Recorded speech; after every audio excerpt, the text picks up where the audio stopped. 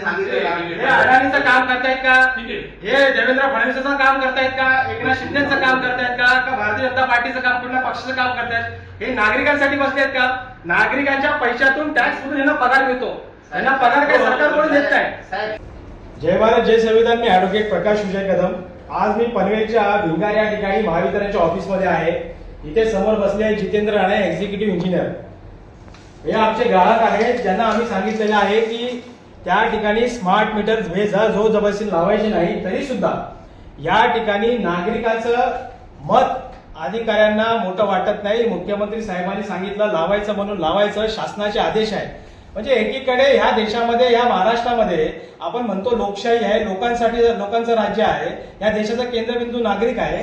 पण नागरिकाचं मत या ठिकाणी न घेता हे महावितरणचे अधिकारी यांना मी वारंवार पत्राद्वारे सांगून, यांना फोन करून, व्हॉट्सअपवरती यांना पत्र देऊन की स्मार्ट मीटर या ठिकाणी नको आहे, तरी सुद्धा जोर जबरदस्तीने ही अधिकारी मंडळी हे काम करतात. याचा मी या ठिकाणी निषेध व्यक्त करतो. आणि वरून ते असं सांगत आहेत की आम्ही अवेअरनेस करत आहोत. अजूनही त्यांनी या पनवेल टापूमध्ये, या सर्कलमध्ये, त्यांच्या ज्युरिडिक्शनमध्ये कुठली अवेअरनेस केली नाही. मुळात स्मार्ट मीटरचा विरोध संपूर्ण देशामध्ये होत असताना, तमिळनाडू सारख्या राज्याने, तिकडच्या सरकारने त्यावरती बंदी आणली असताना सुद्धा अडाणीचा प्रोजेक्ट या ठिकाणी अधिकाऱ्यांच्या माध्यमातून राबवण्याचं काम जोरजबरदस्ती करून या सचिन एटम ज्यांनी तक्रार दिलेली आहे, वारंवार तक्रार देऊन सुद्धा हे जितेंद्र राणे साहेब म्हणतायत की स्मार्ट मीटर फार चांगलं आहे. म्हणजे हे अधिकारी या ठिकाणी सरकारची भूमिका घेऊन बजावत आहेत. नागरिकांचं मत त्यांना महत्वाचं वाटत नाही.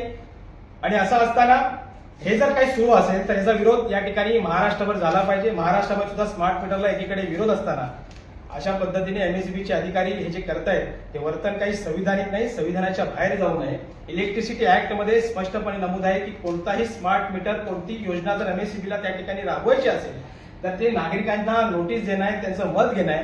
जोर जबरदस्तीने काही हुकुमशाही नाही, हे काही हिटलरचं राज्य या ठिकाणी नाही. आणि अधिकारी जर हिटलर पद्धतीने वागत असेल तर अशा अधिकाऱ्यांवरती कारवाई करण्याची मागणी सुद्धा आम्ही भविष्यामध्ये करू. स्मार्ट मीटरला जर आमचा या ठिकाणी विरोध आहे, अडाणीच्या स्मार्ट मीटरला जर आमचा विरोध आहे, नागरिक म्हणून त्यांचा विरोध आहे, तर तो नागरिक म्हणून त्यांचा विरोध त्यांनी नोंदवला पाहिजे. सरकार दरबारी त्यांनी कळवला पाहिजे की नागरिकांचा विरोध आम्ही करायचं काय. तरी सुद्धा या ठिकाणी ह्या खुर्चीवरती बसून लोकांच्या पैशातून यांना पगार मिळतो. सरकार कोणामुळे? सरकार आमच्यामुळे आहे. लोकांच्या पैशातून, टॅक्स मधून पैसा मिळतो. आणि हे अधिकारी लोकांचं न ऐकता सरकारचं बळजबरीने ऐकत असतील आणि आमच्यावरती हिटलरशाही पद्धतीने जर हुकूम करत असतील तर हे काही चालणार नाही. याचा निषेध करतो. हे अडाणीचं काम करतायत का? हे देवेंद्र फडणवीसचं काम करतायत का? एकनाथ शिंदेचं काम करतायत का भारतीय जनता पार्टीचं काम, कुठल्या पक्षाचं काम करतायत? हे नागरिकांसाठी बसलेत का?